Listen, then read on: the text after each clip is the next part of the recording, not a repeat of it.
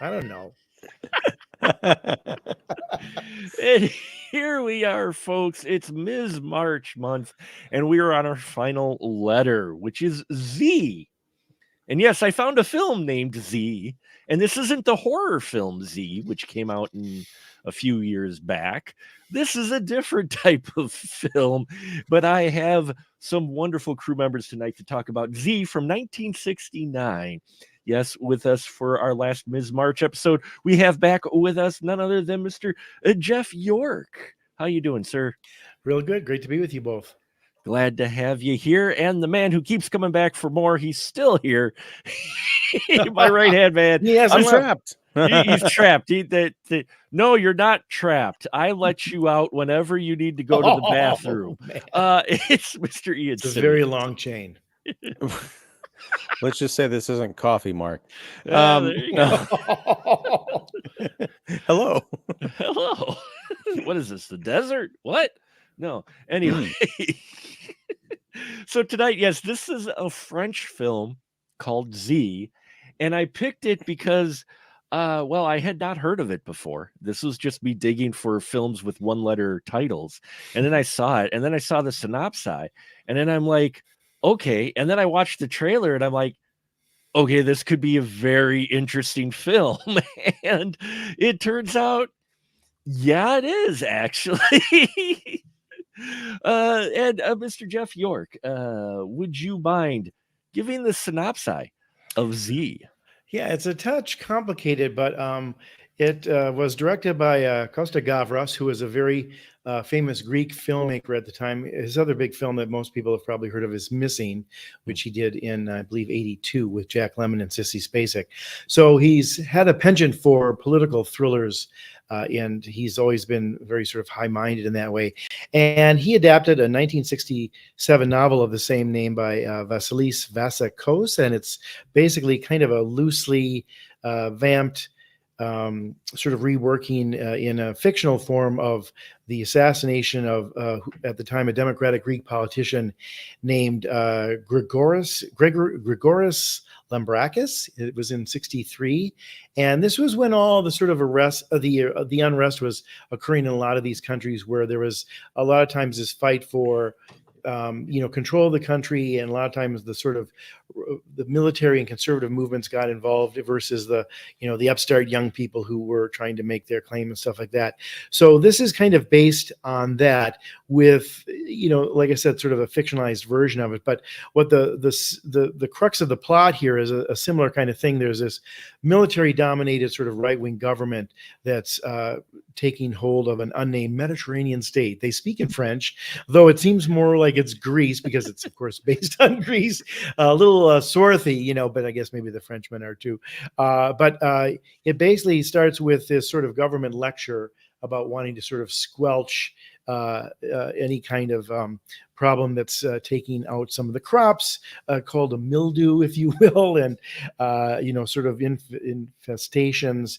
And then it turns into the same kind of attitude that they want to do to not only save the agriculture crops, but save the nation from these upstart youth and college students and the liberal press that is trying to sort of question all this and make more money for everybody. And it's all the fear of communism, all that kind of stuff. But what it essentially focuses on is there is a leader who is from the opposition, who's gaining power in the country, played by Yves Montand. He's playing a character they just call sort of the deputy, and he's sort of the new leader, the Bobby Kennedy kind of character, if you will, in a way of capturing the hearts and minds of the young people. And the old guard doesn't like that.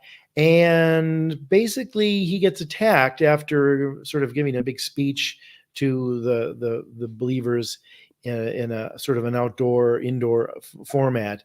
And from there it sort of turns into trying to sort of uncover this conspiracy. They bring in an examining magistrate who's played by Jean-Louis Trintignant, who was a very famous French actor.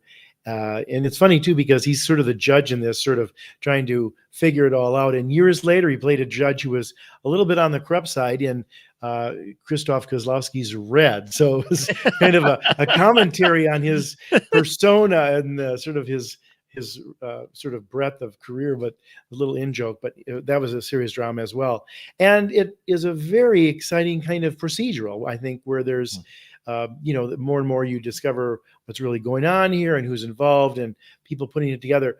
But can I just say, as just sort of the first thought about why I think this movie is kind of extraordinary in its way, and it was a very big hit at the time, and it won the Oscar for Best Foreign Language Film, and was a big success and everything. Is when you watch it, and I have not seen it since college, believe it or not, but I was watching it and I thought, this has to be one of the best directed movies for the simple fact of it doesn't look choreographed.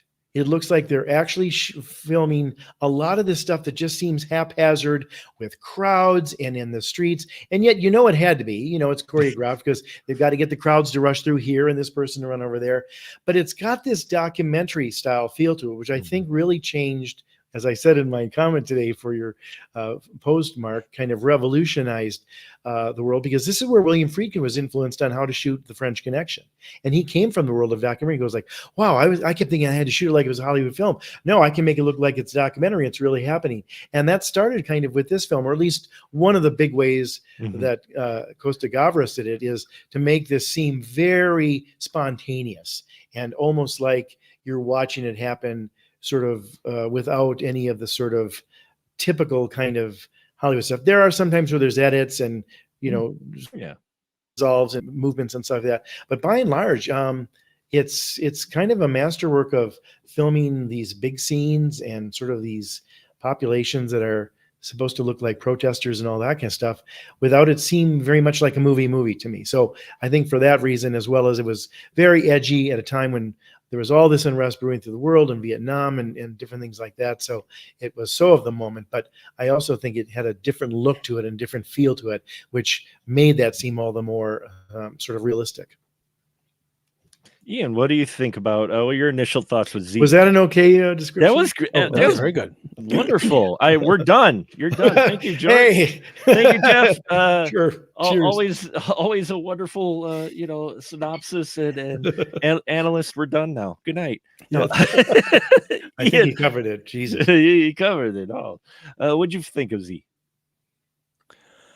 Picking up on what Jeff said, it does feel very modern. It does feel very much like something new is being introduced into the world of how movies are made.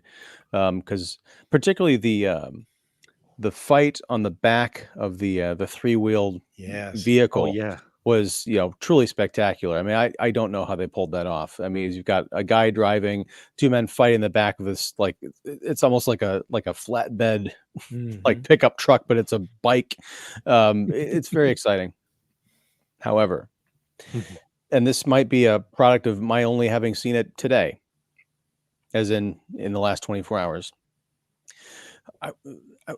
They needed like 4 more letters on this title, and they all would have been Z's. I was so bored. Oh, wow. The entire 2 hour, because here's the thing, like they spell out the thesis. There's no mystery in this movie. They spell out the thesis from the first frame. Yeah. You've got a corrupt conservative government that's willing to do whatever they can to squash the communist menace. And then I'm supposed to root against them and for the communists. And I'm like, no, there is no winner here. And at the end, where they're like, oh my God, they disappeared all these people and they kill all these people. I'm like, yeah, that happens in conservative totalitarian regimes. And it also happens to the tunes of hundreds of millions of dead bodies in communist regimes. So at the end, I'm like, all government is corrupt. Everybody's on the take and there's no point. I could have gotten that in a leaflet, but I was just like, I was scrolling Twitter. I was opening other tabs. I was praying for death through most of Z. Although I did like the magistrate character, and that's about it. So guys, I'll sit back, have a nice French cigarette, and listen to you talk about Z. Wow. Well, the only thing I can say, Ian, and I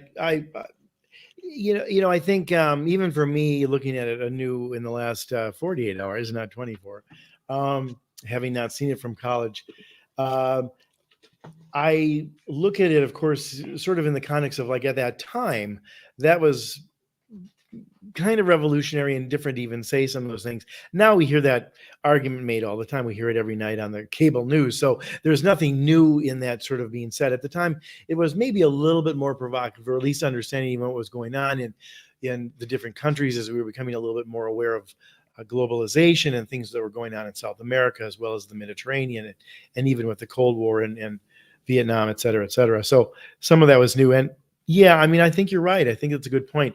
There's really not a mystery to it. It's whether or not the magistrate is going to get enough of the puzzle pieces together to make a case, because he starts thinking that, he's going to sort of try to find out what's going on here, and is tending to believe those government officials. But, the one thing that I will defend that you said, Ian, and it was kind of a shame in this, and I'm shocked at it, because if you've ever seen Missing, it's a very subtle film.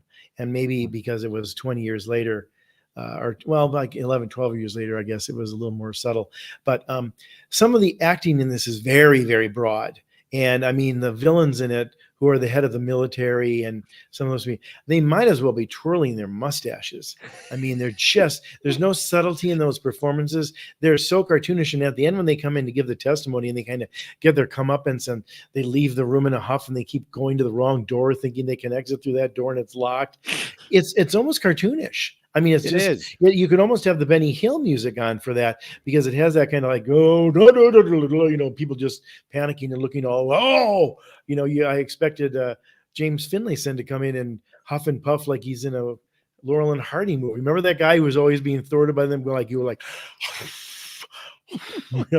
that's kind of what they're doing in a lot of it. And if they were quietly menacing and didn't express anything, and maybe you didn't know they were bad until sort of the magistrate starts to put it all together in the third act, I think it would have been a better film. What I thought was the counter that I guess maybe made me like it versus you and not find it the four Z's, is, to your point, I think all that stuff that happens in the street and the different characters and, some of the action, like you said, when they're on that flatbed truck, they're coming very close to hitting their heads. And these are the actors, not necessarily stunt people. Although the one guy who played Yavo in it, the one guy who was fighting him, he's the same guy who was the guy that Gene Hackman was tracing throughout The French Connection. In fact, Friedkin cast him in that because he is sort of a nod to Z. His original profession was as a stuntman. So he was an actor, but he was also a stuntman. So that makes sense that he was the guy doing that. But still, nonetheless, to your point, it looks like they're driving without any real precautions or safeguards, and they're coming very close to hitting their heads on the nearby cars as they're whipping through. They're pretty fast. So, there's some daring do in that. And I thought the crowd scenes were always kind of filled with tension. And when they club Eve Montana, it's kind of awful.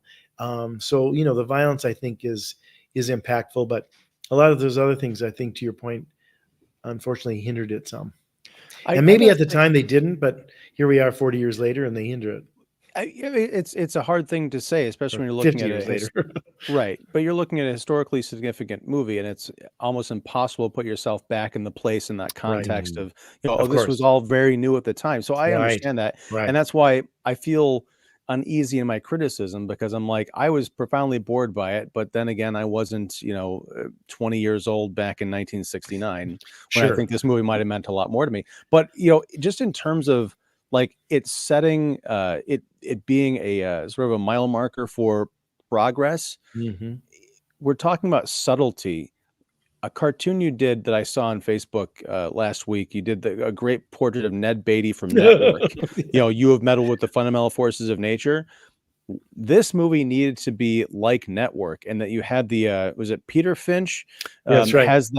He goes into that meeting and he gets that dressing down from the head of this network, who explains the kind of global corporate government conspiracy to him, and it shatters this poor guy's mind. Yep, that's right. That needed to be, and the audience too. We needed to be in that conference room with him, being like, "Oh my God, it's all corrupt. This is what it is." Yes, and these people are turning the screws. If there had been a mystery to that, to these military folks, I think that would have been interesting. Show us, make it look less totalitarian and more populist, I guess, and then turn it around the audience, like destroy our faith in that institution.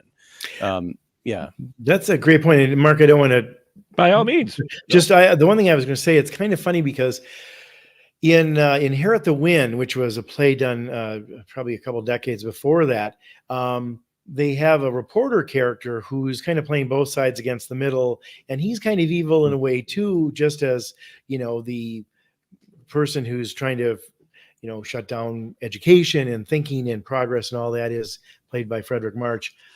Gene Kelly, in a sort of rare villainish role, played the sort of sarcastic reporter. They had a chance here with that too, with the reporter. At one point he's like, many points he's taking pictures and he's not supposed to be, and he turns out to be, the pure press, as we're sort of tending to anoint them in these days. And maybe it was an argument that the press has to take that down. But I think to your point in watching it today, the press has also unfortunately contributed so much to all the villainy, and they themselves are keeping the fight going and the tribalism and the bubbles, because they are appealing to their audiences and they want to make the noise, and the more controversial they are, the more clicks and eyeballs and everything else they get. And this had a chance of sort of playing that. In fact, I was trying to remember as I watched it, like, is that reporter bad, and is he kind of actually in cahoots with somebody, that maybe that's the twist in it? The twist is that he's actually a good guy. And I don't know if you know this, but that was the same actor who named Jacques Perrin, who played the grown-up child in Cinema Paradiso. He grows up to be the filmmaker who comes back to his childhood village and watches all of the clips that the screen guy, his friend, put together all the stuff he had to edit out of the films because it was too naughty, whether it was kissing or legs on hips or whatever. So it's interesting to see some of these actors and sort of their trajectory that you see now, and you're like, oh, that's a very young version of him. This is during a time of, media reporters back then were at least looked at more at being investigators and uncovering the truth, more so than what reporters are looked at today. They were still looking at sensationalism, but at the same time, the sensationalism came from uncovering actual secrets and truth, not just their own opinion. They wanted to find these secret, either Watergate or whatever. They want this hard proof that'll be able to be sensationalized, and that's what we have here with this reporter, is the fact that yes, he's doing sensational headlines, but at the same time, he's digging for actual facts that he can put in here. So when people come up and go, oh yeah, he goes, no, go talk to this guy who, for me, I totally get where Ian's coming from. As far as the story itself goes, looking at it now today, I'm like, wow, this is very familiar territory. This is stuff that has been treaded before. But I was trying to put myself back in 1969 and going, wow, this is really surprisingly in-your-face commentary about infrastructure and government and politicians and corruption and isms, as they put it, for a film to be as widely released in that as it is. It came off as, I'm just sitting there going, well, that was a bit ballsy at the time to come out with it. It's not being subtle, but that's the point. They literally tell you that any resemblance to real people or events is absolutely intentional. They tell you that right in the movie. Right at the beginning. Yeah. So they're telling you that, for me, I enjoyed it for the characters. It wasn't for the story. It was for the characters. I really dug each of the characters we ran into, whether it was the leader of the movement, the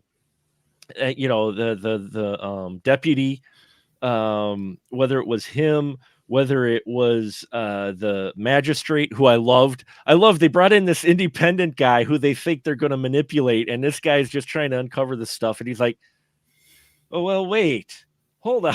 He's like, and they're like, what are you doing? Just call it an accident and call it a day. It almost was reminded me of A Few Good Men, where, just call it an accident, 6 months, whatever, and then, you get a set of steak knives, but that type of thing. And I enjoyed that, but I really enjoyed the characters and seeing how some of them interacted and played, and the ones who decided, no, I'm going to tell the truth. I don't care what the repercussions are. The one fig guy, or not the fig guy, the one guy who was going to talk about, he got hit on the head on his way to the witness. the witness, yeah, Right. and he's just like, no, he's like, I'm on my way to confess and I got hit over the head. I wasn't drunk, I wasn't this, it's like, I dug the characters in this more so than the story. I was enjoying seeing what the characters were going to do, because by the end of it, the military guys especially were cartoony, but they were supposed to be, and I get that.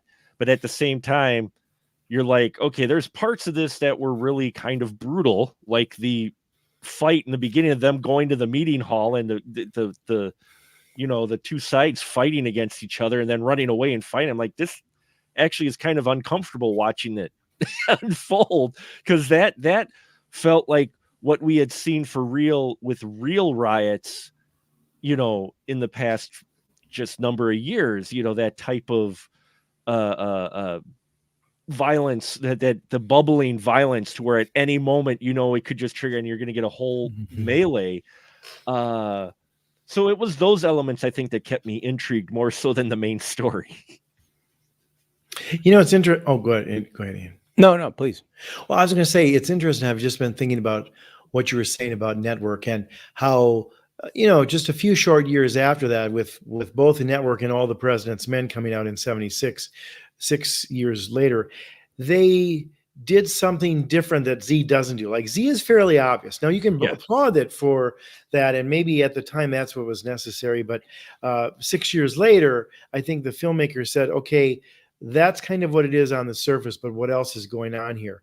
And to your great point, Ian, about Ned Beatty's dressing down of the news anchor who thinks he's reporting what the news is. The real news that he didn't get and didn't understand as a reporter was that there are no countries, there are no, sort of systems of government. There's only AT&T and DuPont, and it's all kind of driven by money. And that was kind of a ballsy statement by Patty Chayefsky when he wrote that in 76, because you think it's about, they're turning the news into entertainment, which they were. That was the beginning of it, and Patty Chayefsky kind of called that right. But really, the revelation in there is not necessarily that, because they've always cast handsome people for the news, and it's sort of little sound bites to make you feel better about your life, or just enough to get you through the night or whatever. But the commentary about what it really is about, and why that Ned Beatty character continued to like Howard Beale, is because he found him entertaining. That's kind of the obvious thing to him, but he just needed to understand that what he's fighting for is useless, because that's not how it works anymore. And I would argue that in All the President's Men, which had the unenviable task of having to sort of make a thriller out of something that just was put to bed 2 years earlier in 74, decided, hey, you know what? This story has to be about the reporters and getting the story right. And the fact that it's about behooving any journalist have it solid before they go and accuse. And that's what the whole genius, I think, of having the Jason Robards character in there is. He was constantly holding to the task. Is like, do you have a second corroboration on this? Well, no, we're trying to, then it doesn't go in the paper because we need more than one source. And at one point he goes, you guys want to, I remember it was, I think it was Martin Balsam stuff. And he goes, it's a great story. And they've got it. And he goes like, no, wait a minute. They're going to go out there and call the attorney general a crook, and they better have it damn well smarter and better than this stuff that I wouldn't accept as a, first year journalist in class, because they've only got one source. And I think that added more to that. Like, wow, what was this really was about? Not necessarily Nixon's corruption, which was known all over the world by then, but what it took to attach that to him, because you can't just be always called Tricky Dick. He's a bad guy. Well, sure, but how are you going to get him here? What did he do? And then that's where the real reporting came in. So this lacks that, because you're just waiting for the magistrate to sort of catch up with what we've already been privileged to see in the audience. And that's not as a very good surprise, because there is no surprise other than that. It's just watching and waiting for him to catch up. Right. And, there's a difference between Z and All the President's Men. Z is a polemic. I mean, when I rolled my eyes so hard during that opening title line, where it's like, this is, it is absolutely to condemn the guilty, and it's based on real people. I'm like, Right. all right, so this is definitely a political college radical point of view movie. I get it. Now impress me. And it just didn't.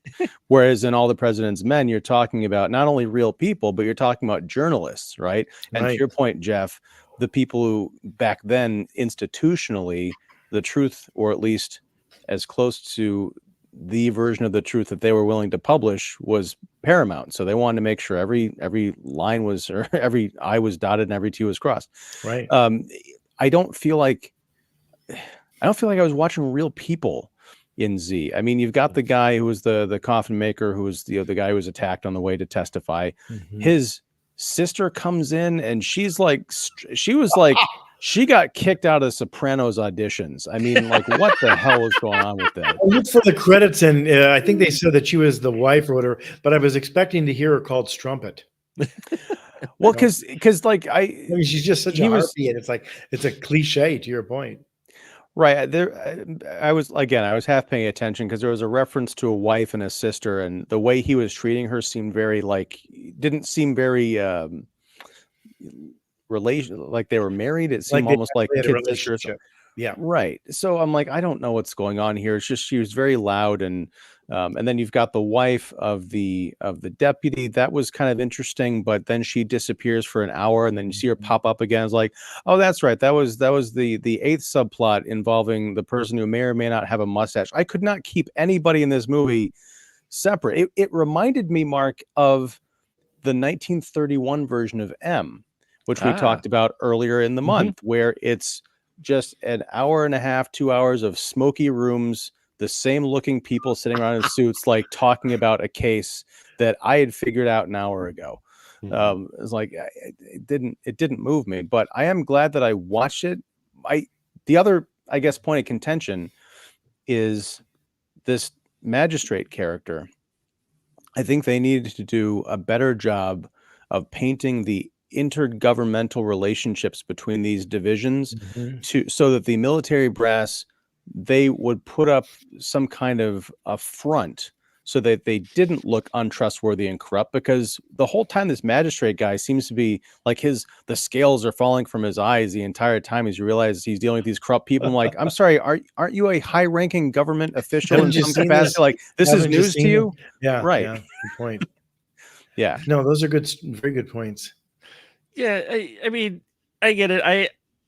They don't establish it enough. I almost got that this magistrate was he's a younger guy anyway. Compared to everybody else, he is a younger guy, so he may be newer to the position. They don't establish it too well, but the impression I got almost was that was kind of the reason they brought him in. Again, kind of back to A Few Good Men. They got this guy because they figured he'd be easy enough to convince to just say, yeah, accident. Why are you still digging? This is an accident. We all called it an accident. It's an accident. Let's just go. And he's like, yeah, but I just got this piece of, info. And then you even get to that point of where the attorney general gets him by himself and says, yeah, you're not really picking up what's going on here, are you, son? So I'm just going to lay this right out to you at your feet. This is what you need to do. Well, to all your points too, whether it's with A Few Good Men or, the movie Argo, which Ben Affleck said this was very influential on that.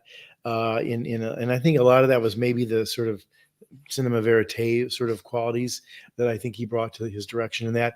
Or another great movie that I don't know if you guys have seen, but it was the Academy Award winner, I think, about in 2009, maybe, an Argentinian film called The Secret in Their Eyes. And that's a political thriller too. It's a really good movie, and kind of Hitchcockian, but also kind of political. But it's interesting in that because in that one, they know there's some corruption within the system, and the sort of police and the DA who are sort of aware of this in their government look for, well, what can we do about that? We know this is how it's done. And is there anything that we can do that we haven't sort of shaken the wheat on to find a way to get the bull weevils off of it in within our power that we have, as even though we're up against some of this that we're familiar with, to your point, Ian, like the magistrate was in this, he should have known that there was all this corruption. He acted like he came in from out of town. And this movie made it sort of seem almost naive, where The Secret in Their Eyes, Argo, even to some degree, some of the stuff in All the President's Men. Okay, this doesn't work, but we know what we're up against, so we've got to find a different angle on it, go this direction. And I think they did a very good job of that too in Spotlight, that movie about the Boston paper uncovering the Catholic hierarchy problems, because so much of that was about, okay, this is a dead end, or this isn't right, or this isn't working, or we can't get to this person. What else you got? Because we want to keep on this story. And I think that's missing here, because it's a little bit too earnest, maybe a little bit too idealistic, to the point where it's lacking some real nuance and maybe some sophistication in what people would know, what people would do to I mean, the characters are painted very broadly, even like that doofus who's going to be the witness. He's in the hospital bed and he's mugging with his ice pack, the ice pack and everything. It's like, it needs to be a little more like, yeah, there's that guy waiting outside to club him and do away with him. That should be played for tension, not for laughs. And a lot of that scene was played for laughs. Even to the point where the guy, during the failed assassination attempt, he's hobbling down the hallway and all of a sudden he's got a cast in his leg and he goes into this room like, oh, now he's being examined by doctors. Like, what the hell is and this? The doctors are in on it too. Yeah, exactly. That was kind of a crazy scene. You just remind me of something, Jeff. Even more so than Network, what I would have loved to have seen, this movie needed to be like LA Confidential. Yeah. Where you've got Guy Pearce's character is the new cop on the block. That wonderful scene where he's talking to James Cromwell, who up until this point in the movie, everybody loved, because he's James Cromwell, but he also seems to be like this fine, upstanding cop who wants to get to the bottom of all these murders and stuff, right? And then he says, hey, Ed, I was wondering, can you look into this witness for me? He's like, yeah, sure. What's his name? He says, Rollo Tomasi. And then you see the look on Guy Pearce's face. He just goes white, but he has to keep up that mask of like, right. Oh, yeah, now I know I'm fucked because you're the guy behind all this. They needed that moment with this magistrate and at least someone in the government, to the point where it's a surprise to him. Have him be the new guy on the block, or, as I kind of mentioned before, have the facade of this, military like shadow government, if you want to call it that, so well protected inside of itself that its exterior is impenetrable to the people that it is manipulating, to the point where it is a surprise to the public, to other government officials and all that. So it's like a real conspiracy inside to protect democracy against the Reds or whatever. I would love to see that movie. Well, no, that's a good point.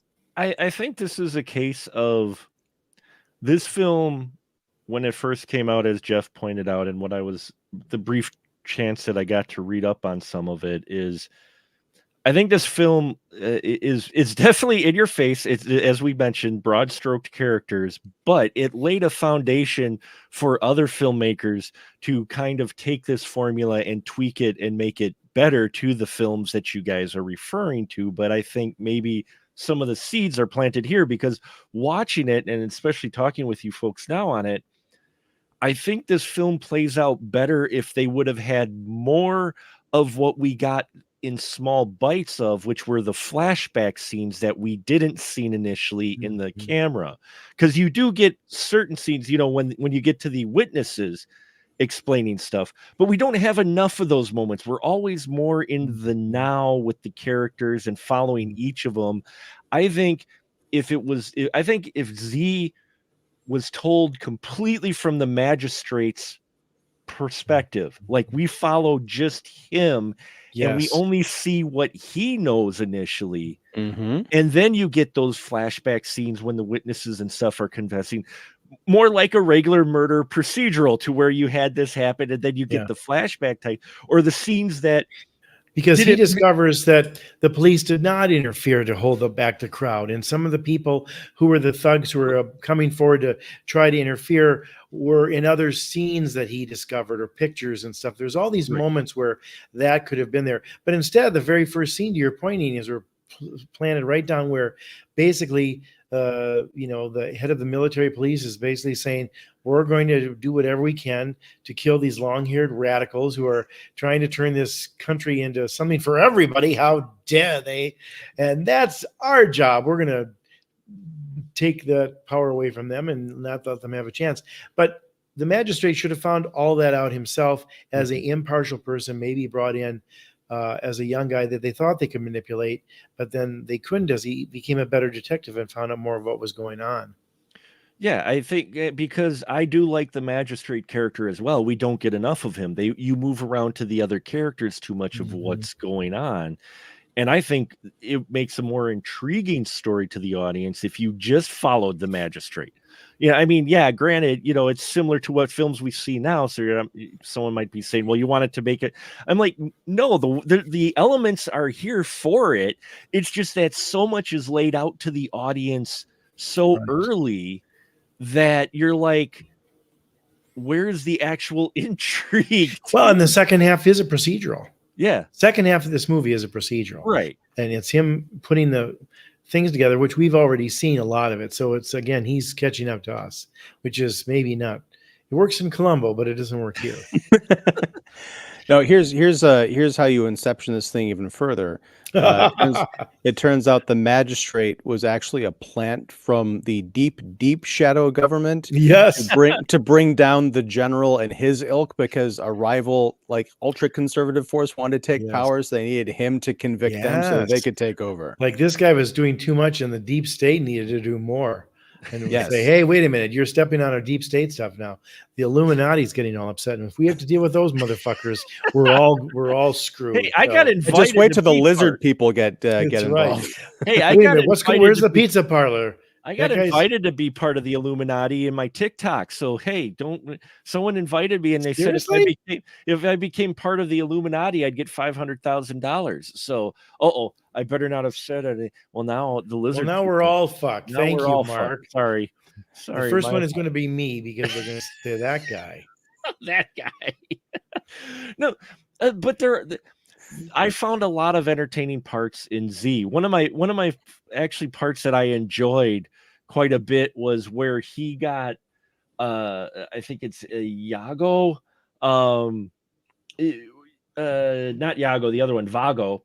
He got Vago to admit he's part of a secret group by kicking his ire up. I mean, I liked the that. Royal Catholic something or other. It's like, the loyal some of those right-wing religious groups. Yeah, I liked how he got him to admit it, because this guy was just such a bumbling. He was such a bumbling villain. You're just like, how is this guy getting away with it? And like we said later, he shows up in a cast and he's running down the hallway. He tried to come get the witness, and it's just like, wow, this guy is just he's an idiot. he's not really a threat. He's an idiot. And go, please. One of the problems I had with this movie, as I mentioned before, like all the men in this movie look like variations on each other, just like who's wearing the mustache or not. I was really intrigued and then completely deflated because Vago, there's a bit where he goes and convinces the guy who's running the newspaper press to take his picture out of it, and then he goes skipping across the street to this pinball parlor, and he kind of subtly puts the moves on this, I'm assuming teenage boy who's playing this pinball machine.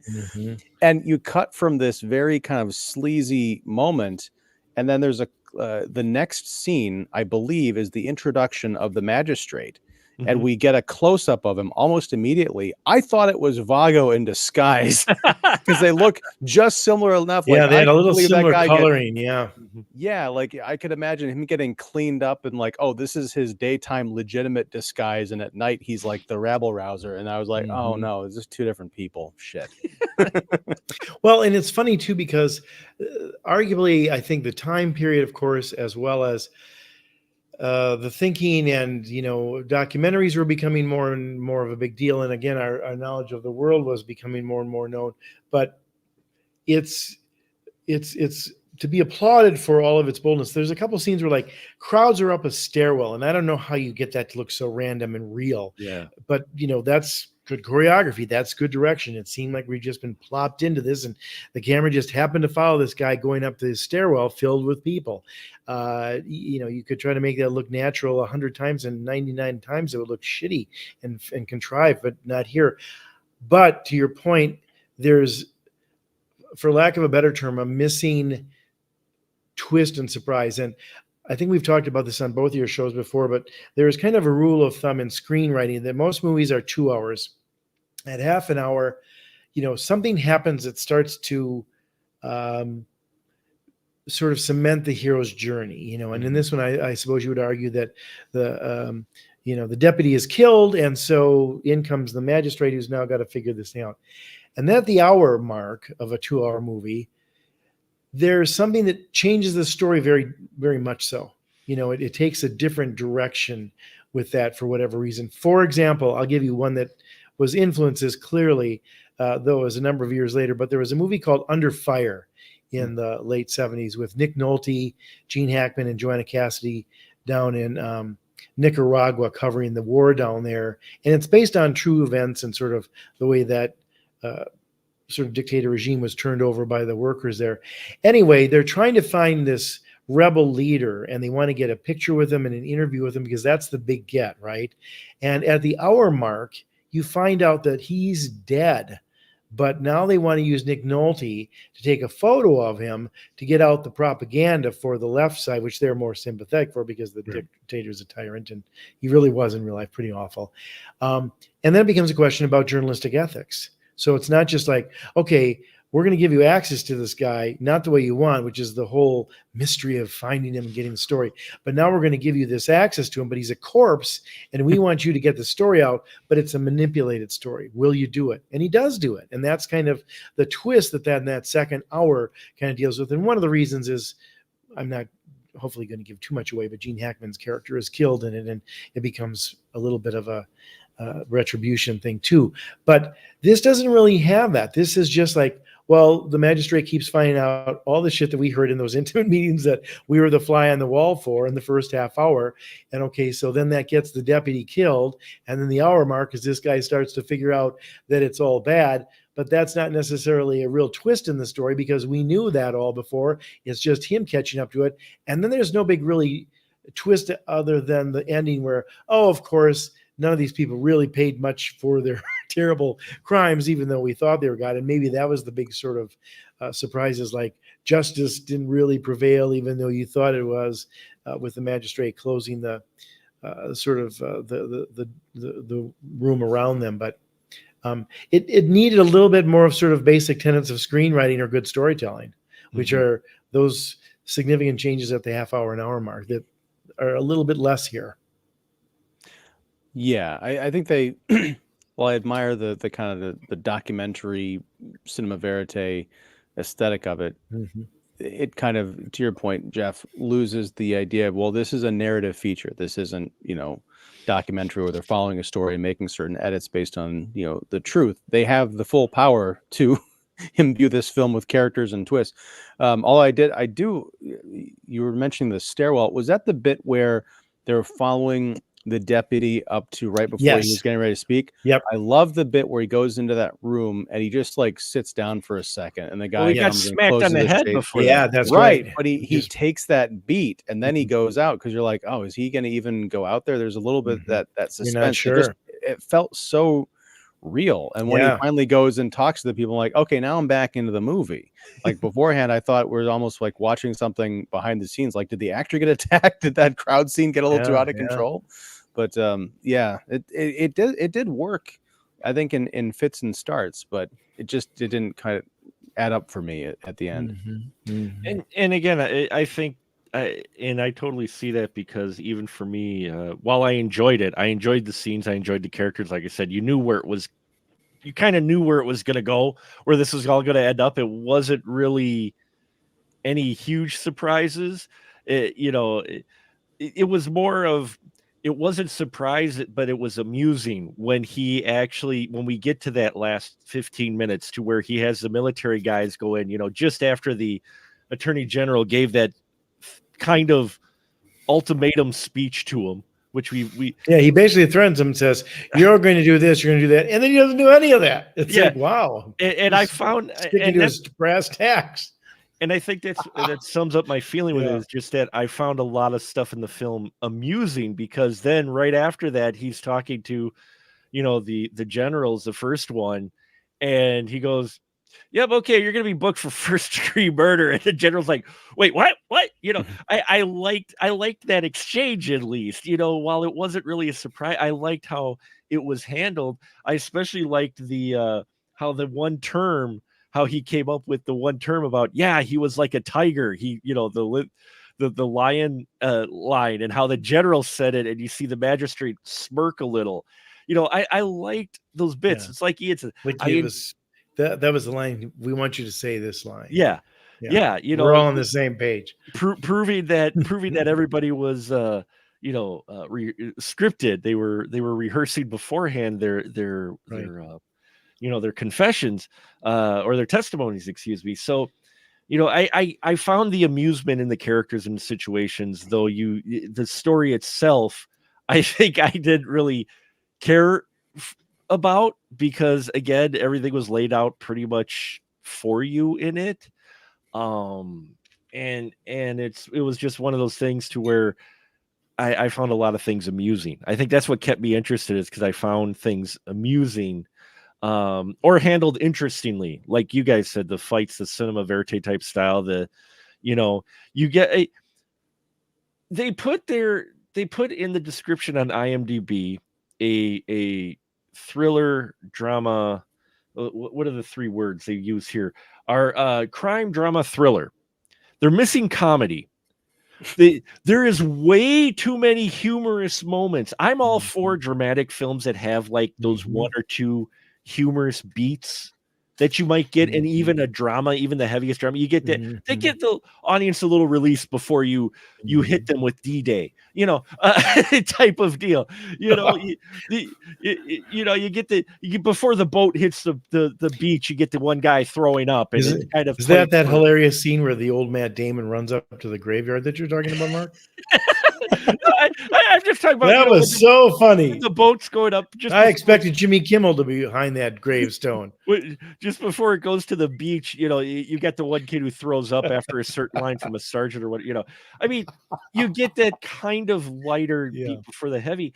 And here there is so much, like when Vago gets chased and he gets caught by the new cop, the newer cop. They takes him into the hallway and the light keeps turning off. Right. And then they turn it on. It's literally done almost like a comic gimmick of sort. And then there's other beats too, as we mentioned, the caricatures of the generals. But then you get those wonderful serious discussions, which we've seen in other films like this, where they're talking about, shit, I hope this guy doesn't die, because then he's a martyr, and then we know what they do with martyrs, and that, then they're having that kind of serious discussion, which we've heard before, which is always interesting to see separation in decades, and yet the same concepts still are about revolutionaries. And, well, if you really kill the leader and make him a martyr, that's worse than keeping him around.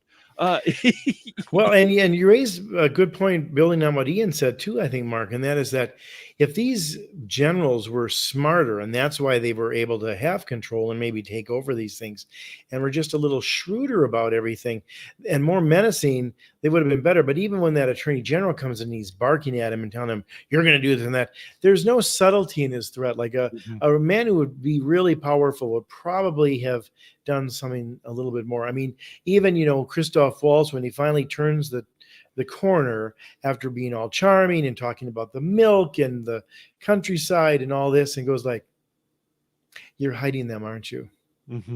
Where are they hiding them?" And his eyes are now dead. And he goes, "Show me where." And meanwhile, the farmer's eyes are filling with tears.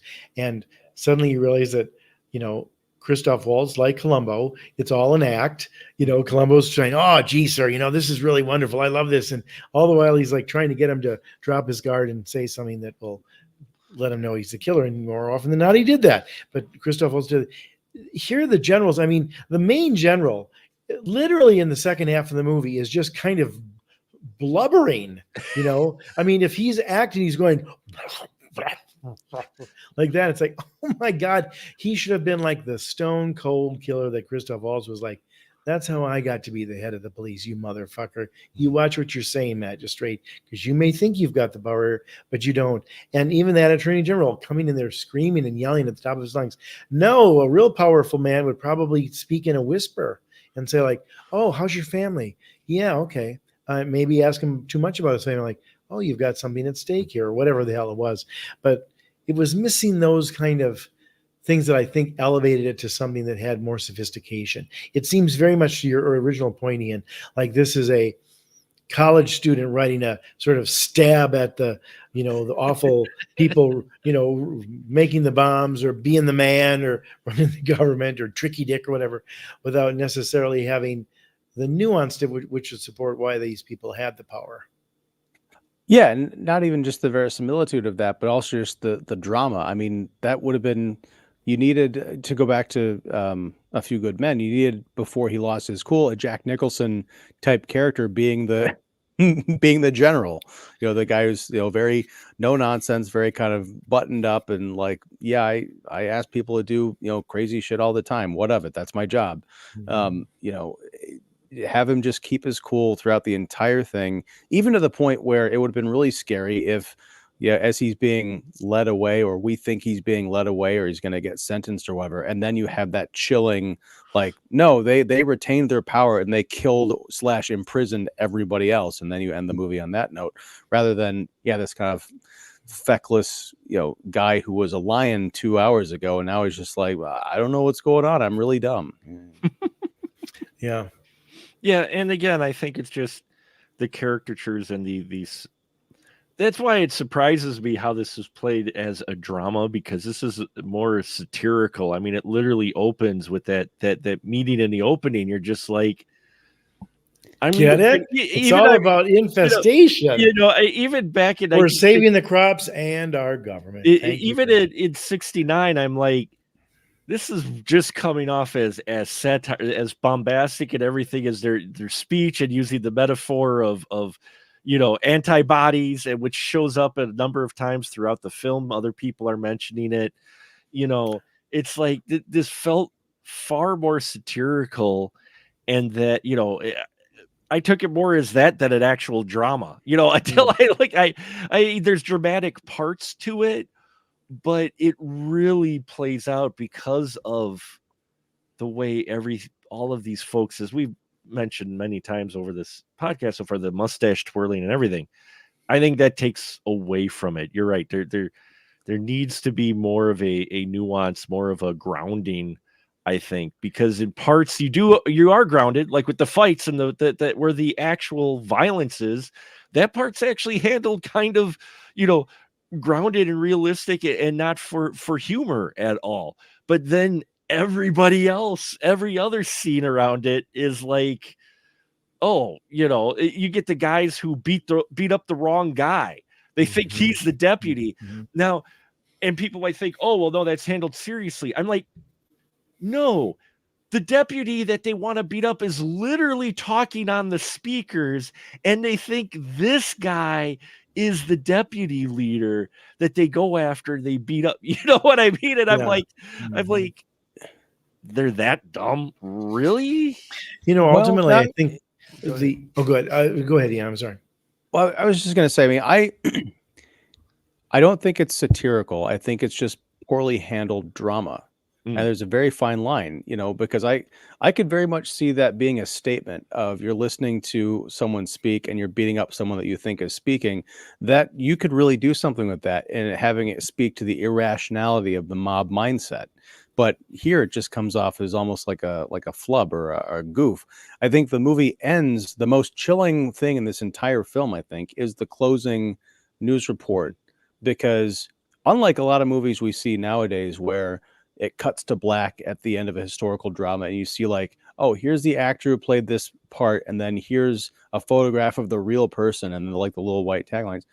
In the news report, they presented, on the left side was the actor that we just saw, and then on the right side appears to be photographs of the historical figures that Yes. these were based on, including the montage of like, oh, and this person died of a heart attack while driving their car. This person was crushed to death in a machine accident. And you see this twisted body that doesn't look like it was made up for a movie. It looked like it was taken from actual newspaper clipping. Like where was that during the previous 2 hours and 3 minutes?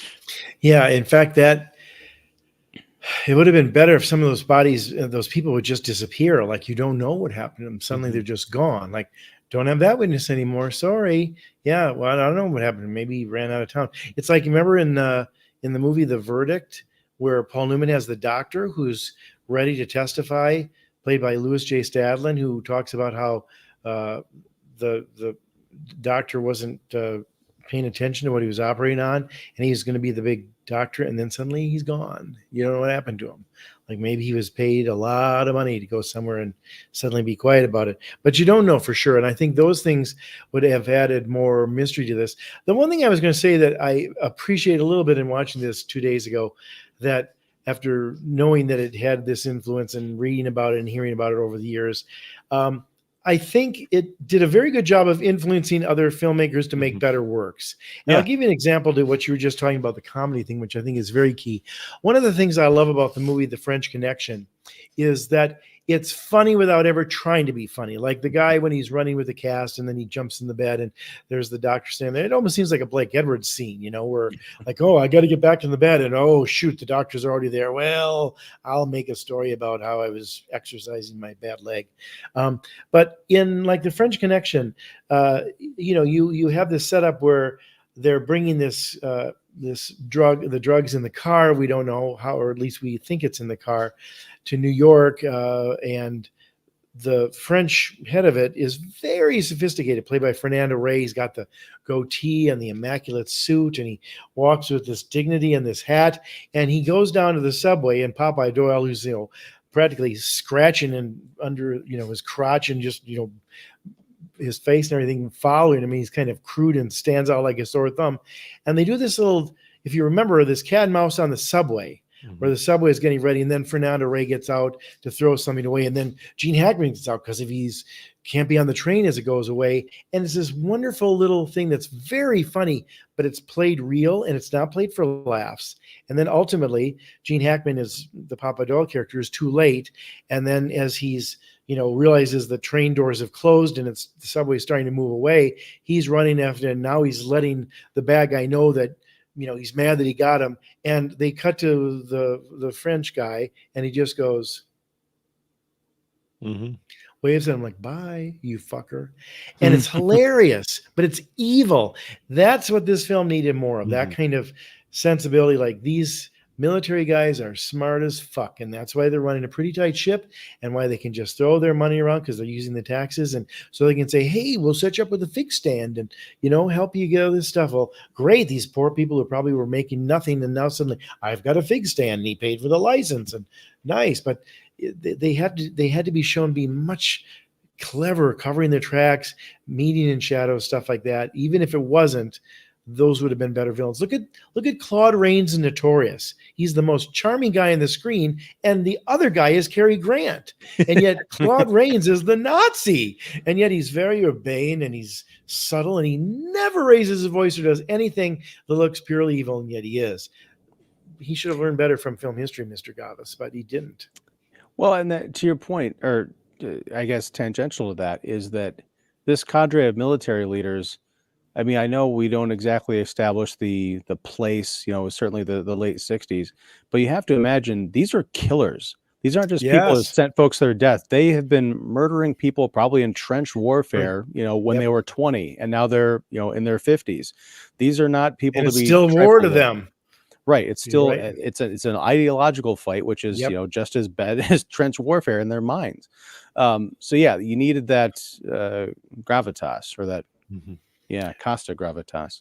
Very nice. Very nice. We've used a lot of big words tonight that I'll be looking up in the dictionary later. So I like to say that. But so Z, I think we can all agree. I mean, while some were put to zzz,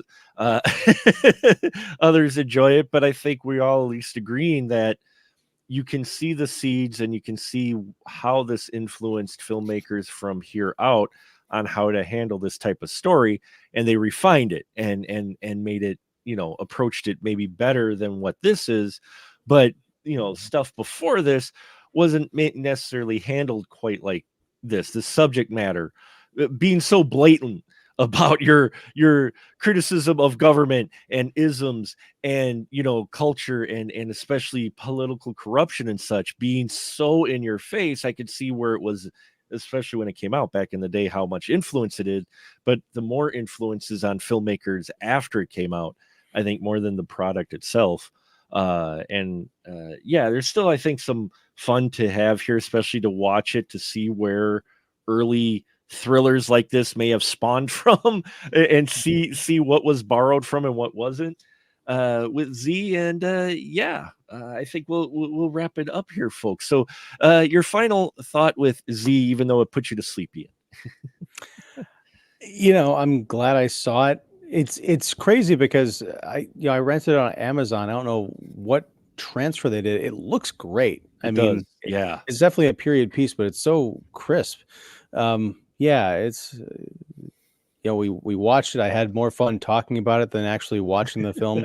but for the reason I think we discussed here, how there are filmmakers who came afterwards and kind of expanded on the ideas and also tweaked the way they delivered their messages. I think it's a great artifact. So check it out. I think part of it is, I was, it's an Academy Award winning film. It's described as like tense thriller. I'm like, it's just, for me, it's not, but I can see how it inspired intense thrillers later on. Mm-hmm. And Jeff, your final thought with I agree with Ian on that. I mean, I liked it more than Ian because I think I appreciated it knowing that in the context it was, and having seen it back in college, which was many, many years ago, probably closer in some respects to that than we are now.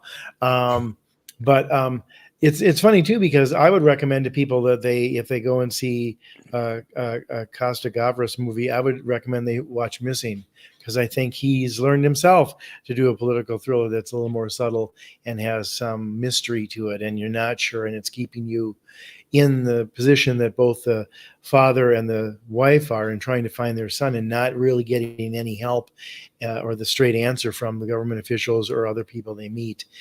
So he, I think, learned as a filmmaker from some good things here, but then how to maybe make the story as sophisticated as his ability to shoot crowd scenes and cinema verite that looked very believable and was kind of a revolutionary, as I said before, thing in its time, to be able to make it look so much like a documentary, even though it's clearly not.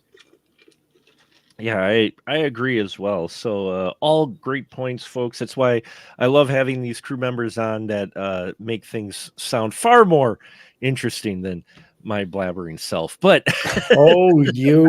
but thank you, everyone. Hope you found this discussion interesting. We are putting Ms. March to bed now. This was me. She is heading on to greener pastures, or she just may be heading down to the club to dance the conga line, which is next month, is conga line, as we look at 5 Kong films, or 4, 5 Kong films. Oh my God! I'll be looking at 4. Ian will be at 4. We'll be looking at 5. Are we covering Donkey Kong in that too, Mark? Kong film? No, we're not covering Donkey Kong. But yes, next month will be Conga Line month, because yes, thank you. I'm here all week. So with that, this is where I give the license to shill to my crew members, to where you can find out where all their wonderful stuff is. So please, Jeff, the floor is yours. Well, I cover movie reviews in the establishingshot.org. That's my movie review site. Thank you, Ian, for the call out. I write 2 articles a month for Pipeline Artists magazine online, pipelineartist.com, and about sort of trends in movies or thoughts about sort of the state of Hollywood. And I talked about the rather tenured studios who are making terrible decisions about stuff, and it seems all about corporate greed, like the head guy in Network has Ian reference to. I also do 1-minute movie reviews at Jeff York Chicago on TikTok. I just put one up for Late Night with the Devil. In fact, are we going to talk about that with either of you guys? Because that would be, I think, a natural for either one of you. I might. Mark, I'm you thinking. might. I'm thinking about it. I got That film has your name written all over it, sir. I gotta look at my schedule to see where I can work it in, because All Katie Glidewell also asked if I was going to do that one, so I may just have to. I think you'd love it. Anyway, and then I guessed on these two gentlemen's podcasts and love that too. It's always a pleasure. So thank you. Excellent. Yes, check out all that great stuff. And Mr. Ian Simmons, the floor is yours, sir. I'm Ian Simmons. I run Kicking the Seat, which you can find at kickseat.com. I'm also on YouTube at Kicking the Seat. And I do interviews and live streams and reviews and all that good stuff. This Wednesday, I'll be talking about Ghostbusters Frozen Empire, the last new Ghostbusters movie I will ever have to talk about. That's a preview for my thoughts on the film. All good stuff. And I'm also here. I was going to say every Monday, but unfortunately, I will not be here next Monday. You will not be here next Monday. As far as I know, I only have Katie Glidewell for next Monday, as we're going to be talking. Go ahead. You'll be in more than capable hands, Mark. Yes, yes. I will definitely be more in capable hands. And besides, even if you went to go see Godzilla X Kong, A New Empire, that one's a new empire, not the Frozen one. I probably predict what your opinion of the film would be. So that's okay. It would have been an hour of just the censor bleep, just like beep. Yeah. So, yes, check out Ian's stuff as well. And if you're at all interested, folks, well, if you're here, you know where our stuff is, specialmarkproductions.com. I have a couple of interesting interviews coming up soon that will drop at the end of the week. I got one completed for sure, which I could tell. The other one I don't want to say yet, just in case it might not happen. But I got a chance to talk to Pat Miller, who is the gentleman who played Joey in Maximum Overdrive.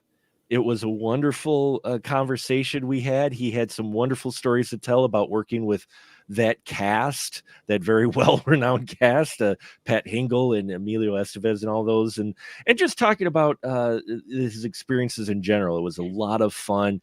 For me, being a fan of Maximum Overdrive, I was definitely interested in what he had to say, and it was a very fun conversation. So that will drop later this week. And I have another one I'm not going to say yet, but go to specialmarkproductions.com or follow us here on the podcast, and you will catch that interview hopefully at the end of the week, and it won't get lost in the forbidden zone. And that's all I'm going to say about that, folks. So everyone, until next time, we'll just say a good night, everyone.